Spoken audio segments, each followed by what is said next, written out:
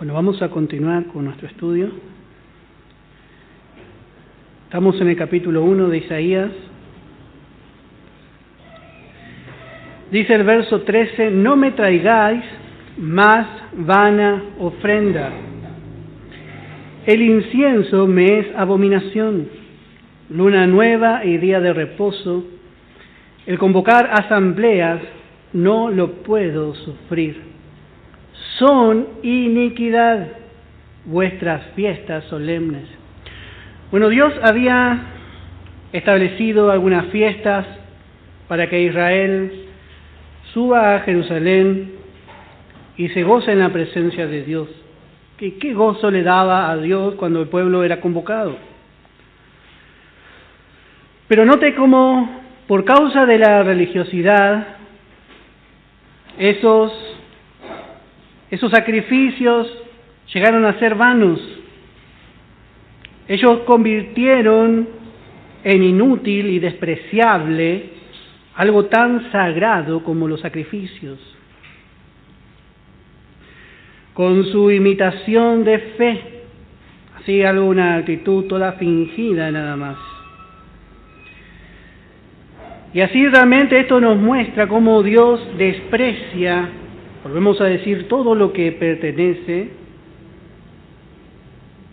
a la vieja creación. Dios no quiere que nosotros cambiemos para el culto nada más. Dios no quiere que nosotros vengamos así con nuestra mejor apariencia delante de Él. Él quiere que vengamos así tal y como somos. Si está cansado, bueno, hermano, está cansado. Pero venga de corazón, con una actitud de fe. Porque la palabra, hermano, cuando tenemos una actitud de esa manera, la palabra nos llena de fuerza, de vitalidad en la vida nueva. Y ahí, hermano, quizás venimos un poco desanimados, pero venimos a la casa del Señor. Venimos acá a estar entre los hermanos. Somos fortalecidos. Pero lo que Dios no quiere es, a veces vemos hermanos que son muy rígidos. No hay que hacer así, hay que cantar tal cantidad, hay que orar tal cantidad, hay que hacer... Toda la forma está bien. Y no está mal, la forma no está mal. Pero el corazón. Y bueno, y eso ve Dios. Por eso es tan importante, hermano. No solamente guardar la forma. Israel guardaba la forma. Cualquiera hubiese dicho que pueblo fiel. Pero lo importante es la actitud del corazón. Lo que Dios veía era solamente un pesar para Él. Dios quiere transformarnos y para eso necesitamos ser como somos delante de Dios. Tampoco vamos a hacer así. Bueno, vamos a ver verso 14. Vuestras lunas nuevas y vuestras fiestas solemnes las tiene aborrecidas mi alma, me son gravosas, cansado estoy de soportarlas. Cuando extendáis vuestras manos, yo esconderé de vosotros mi rostro. Asimismo, cuando multipliquéis la oración, yo no oiré. Llenas están de sangre vuestras manos. Bueno, tremendo lo que Dios dice de su pueblo. Si Dios dijera esto de Moab, o de los filisteos, o de Egipto, todos nosotros estaríamos de acuerdo. Que estos pecadores, diríamos. Pero Dios, tristemente, dice esto de Israel. Habla de Israel. Porque Israel realmente quería mostrarse como una nación fiel, pero en realidad eran infieles. La religión es una copia de las cosas espirituales, pero totalmente careciente de fe. Lo que Dios veía cuando ellos se juntaban y ofrecían sacrificios y levantaban sus manos, Dios veía un grupo de pecadores sin ser convertidos, tratando de adorar en su propio mérito nomás. Y eso es lo que Dios veía en Israel. Ellos levantaban su mano y su mano tenía sangre todavía. Y así es el pecador cuando quiere adorar a Dios. El pecador no puede adorar, solamente el Hijo de Dios puede adorar, porque la parte de nosotros que adora es el Espíritu, la nueva vida. Y así es también hasta el día de hoy. Vemos el ecumenismo. Ellos tratan de juntar todas las religiones. Dice, todas las religiones hablan de Dios, por eso son buenas. Y ahí muchos creyentes participan con ellos. Pero tienen sus manos llenas de sangre. Todavía el hombre es culpable y todavía Israel es culpable. Israel hasta el día de hoy, hoy no tiene forma de presentar sacrificio, pero ellos quieren adorar a Dios, pero sus manos están manchadas de sangre también. El hombre no puede adorar en esa condición. Podemos leer en Mateo capítulo 27, en el verso 25. Mateo capítulo 27, en el verso 25. Y hablando otra vez de Israel. Y respondiendo, todo el pueblo dijo, su sangre sea sobre nosotros y sobre nuestros hijos. Israel está imposibilitada de entrar en una relación con Dios. Primeramente se tiene que convertir. Como dijimos, esto va a suceder. La nación completa se va a convertir. Pero ahora sus manos están manchadas de la sangre del Cordero, pero por causa de una culpabilidad. Ellos pidieron. Dice, su sangre sea sobre nosotros y sobre nuestros hijos. Ellos son culpables de dar muerte al Hijo de Dios. Y así también es la humanidad, toda la humanidad, todos nosotros en algún momento, antes de recibir a Cristo, fuimos culpables de la muerte del Señor. Todos nosotros. Nuestras manos estaban manchadas de sangre. La humanidad es culpable porque por mí murió el Señor. Yo ocasioné su muerte. Yo ocasioné, porque Él tuvo que morir por mi pecado. Por mi maldad Él murió. Por eso realmente es necesario, para poder entrar en una comunión, en una relación con Dios, que el Señor limpie el pecado, la culpabilidad que hay sobre el hombre. Dice en Joel capítulo 3, en el verso 21, mirando también hacia adelante, dice, y limpiaré la sangre de los que no había limpiado. Y acá se refiere a Israel. Note cómo Dios habla, dice, y limpiaré la sangre de los que no había limpiado, y Jehová morará en Sión. Pero primeramente Israel tiene que pasar por esa limpieza. Ellos van a tener que reconocer realmente que ellos son culpables, que ellos le dieron muerte al Hijo de Dios. Ellos pidieron que la sangre sea sobre sus hijos incluso. Y bueno, hasta ahora Dios ve llena de sangre sus manos. Y Dios ya estaba en condición de juzgar a Israel.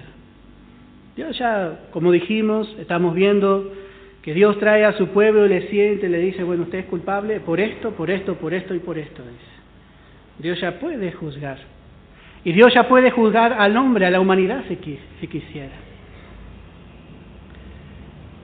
Pero note que Dios en el verso 16 dice, lavaos y limpiaos, quitad la iniquidad de vuestras obras de delante de mis ojos, dejad de hacer lo malo. Aprended a hacer el bien, buscad el juicio, restituid al agraviado, hacer justicia al huérfano, amparad a la viuda. Bueno, vemos que Dios ya podría haber hecho, pero note que Dios le dice, lavaos. ¿Y dónde se va a lavar? ¿Dónde se va a lavar?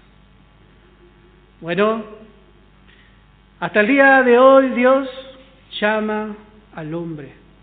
Dice en el verso 18, venid luego, dice Jehová, y estemos a cuenta. Si vuestros pecados fueren como la grana, como la nieve serán emblanquecidos. Si fueren rojos como el carmesí, vendrán a ser como blanca lana. Esta es la invitación de Dios al hombre. Dios, en vez de juzgar al hombre en este tiempo por su maldad, por su culpabilidad, note que Dios le dice, venid. Dios ofrece un llamamiento de gracia. Muchos dicen que, bueno, todos estos versos se aplican al Hijo de Dios. Y yo quiero aclarar, hermano, esto se aplica especialmente a la persona no renacida.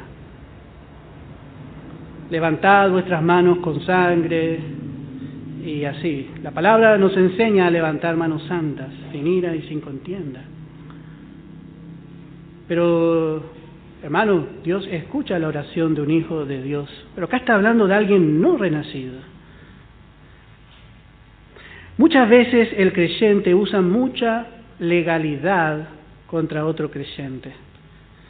Note que acá le está hablando a alguien que tiene que venir a ser limpio para estar a cuenta. Está hablando a un pecador no convertido. Y ya deviene esto y dice, levanta la mano el pecador y quiere adorar. Todavía Dios ve la sangre, Dios lo ve como culpable por la muerte de su hijo. Pero un hijo de Dios que clama siempre es escuchado por Dios. Y es más, Dios le invita al Hijo de Dios a entrar en el trono de la gracia para hallar misericordia. Hermanos, siempre que claman los justos, Jehová los oye. Pero no los justos porque hacen justicia, sino porque han sido justificados con la justicia de Cristo. Y esto nosotros tenemos que aprender para poder levantarnos. Porque, hermanos, sin duda en alguna ocasión usted va a caer, o va a fracasar, o se va a sentir debilitado. Y usted va a ver, naturalmente, sus manos sucias.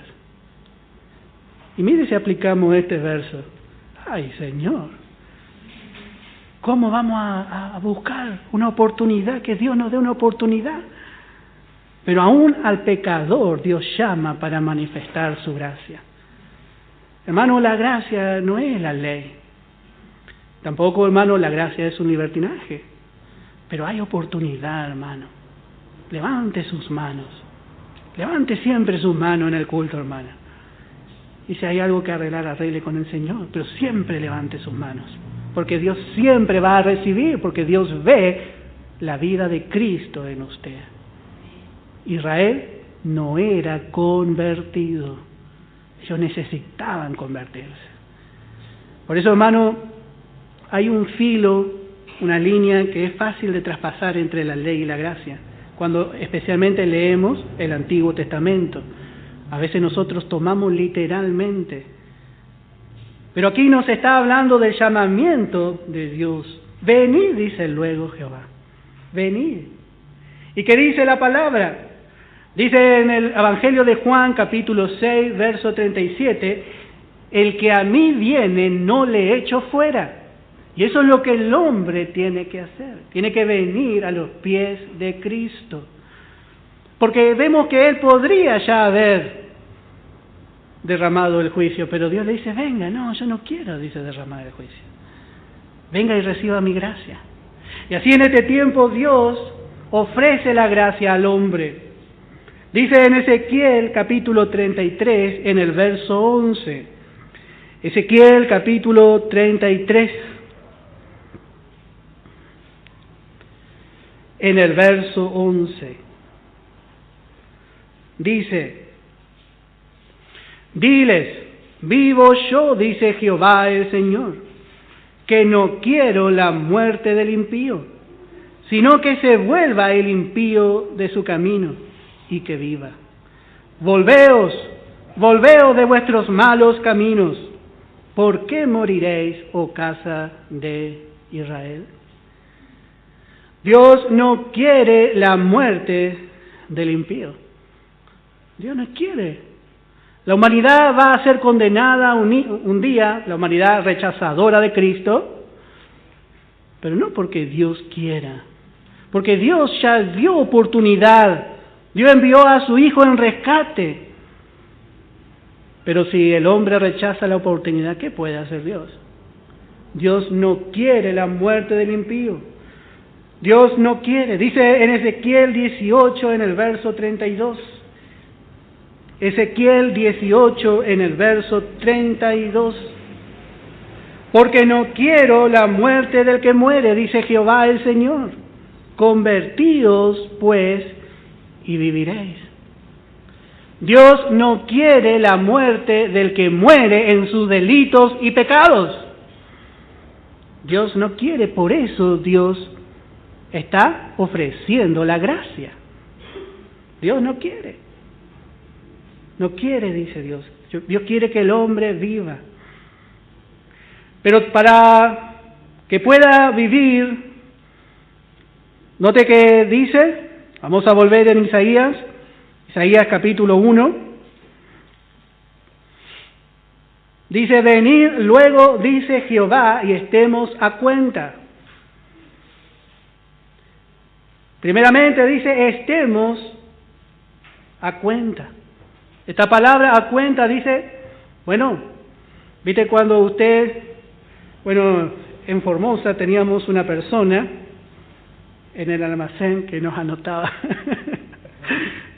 y pasaba un tiempo y teníamos que ir a hacer la cuenta y teníamos que estar de acuerdo los dos. Y entonces la persona me mostraba la libretita y yo llevaba mi libretita. Entonces cuando nos poníamos de acuerdo, nos poníamos a cuenta. Y yo le pagaba, y bueno, y así. Bueno, venid, dice luego Jehová, y estemos de acuerdo. Estemos de acuerdo, y eso es lo que tiene que hacer el hombre. Porque Dios dice, usted es un pecador y necesita de la gracia. Y el hombre que tiene que decir, la verdad que sí que soy pecador. Entonces el encuentro del pecador con su Salvador produce la salvación. Cuando el hombre acepta que es pecador y reconoce que Jesús es su Salvador, eso produce la salvación. Para eso el Espíritu Santo está ahí trabajando, quizá por muchos años, hasta que sucede eso. Entonces, si el hombre se pone a cuenta, bueno, Dios tiene una fórmula para limpiar el pecado. Dios tiene. Si vuestros pecados fueren como la grana, como la nieve serán emblanquecidos. Si fueren rojos como el carmesí, vendrán a ser como blanca lana. Hay un remedio para el pecado, hay un remedio para el pecador, pero tiene que venir cuanto antes, porque esta oportunidad ya se está cerrando. Tiene que venir el hombre, para que no sea llevado a juicio sin ser lavado, sin estar a cuenta con Dios. Acuérdese que este hombre está ahí en juicio.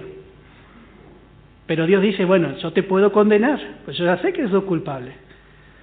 Pero ¿qué le ofrece Dios al hombre culpable? Le ofrece la gracia. Entonces, ¿qué hace la gracia? Justificados pues por la fe, tenemos paz para con Dios. La gracia le justifica y pasa de ser culpable a ser justificado. Entonces escapa de la condenación. Dios no quiere la muerte del que muere, pero tiene que ser limpiado. En Hebreos capítulo 9, en el verso 27. Hebreos capítulo 9, en el verso 27. Y de la manera que está establecido para los hombres, que mueran una sola vez y después de esto el juicio. Hay un tiempo donde el hombre puede hacer, pero después que muere ya lleva la condenación. Y como dijimos, tiene que ser limpiado. Vamos a ver en Apocalipsis capítulo 1, verso 5. Apocalipsis capítulo 1, verso 5.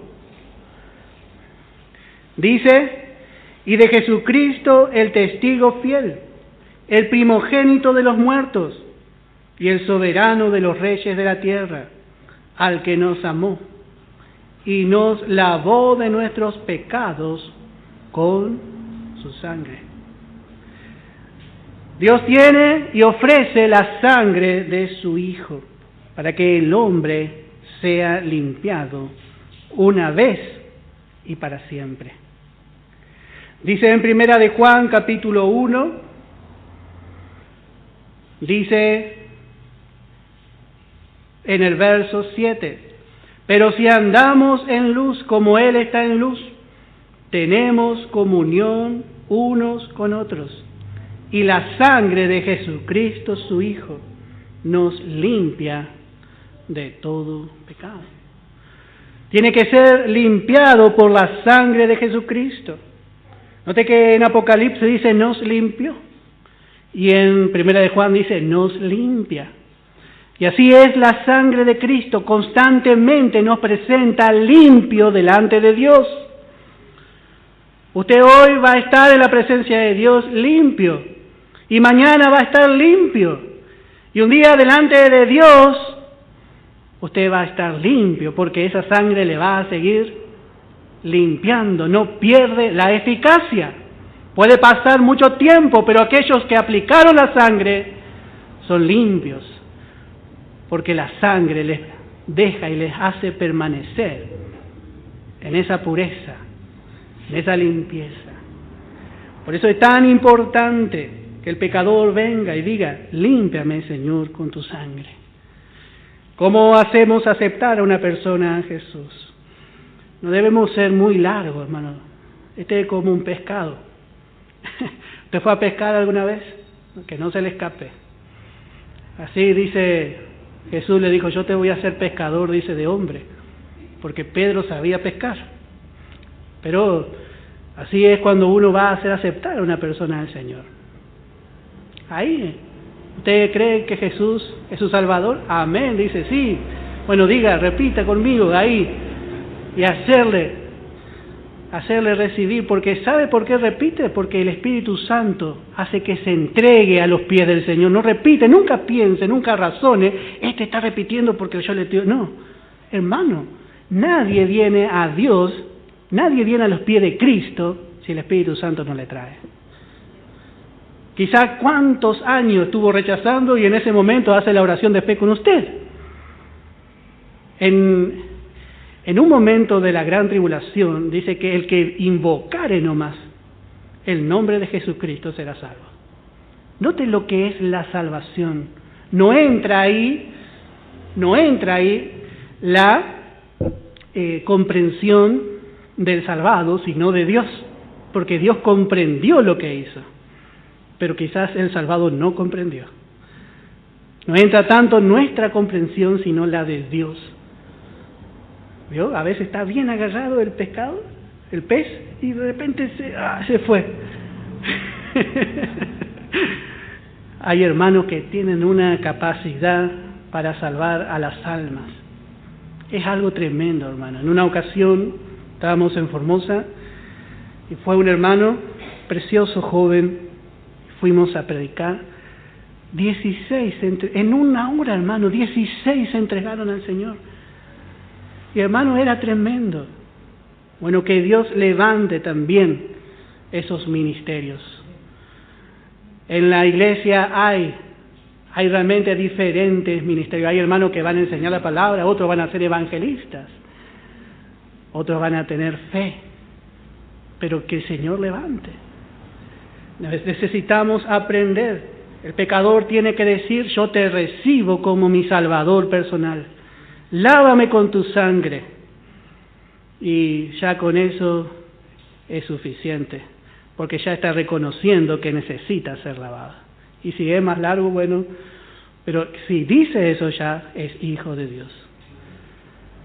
No razonemos tanto con nuestra mente natural. Así estábamos en la casa de una hermana y entró una persona católica y el Espíritu Santo le trajo. Ni sabía por qué estaba ahí.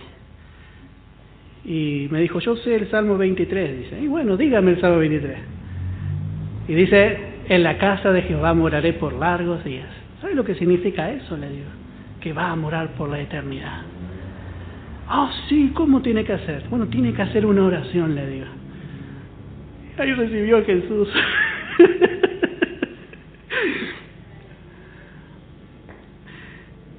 Preciosa es la gracia. El ladrón no hizo mucha oración, el ladrón arrepentido. Bueno, y así también es hasta el día de hoy. Bueno, vamos a dejar acá, hermano. Vamos a ponernos de pie, vamos a dar gracias al Señor por su palabra. Padre Santo, estamos, Señor, delante de tu presencia, Padre. Te adoramos, Señor, y te bendecimos, Padre.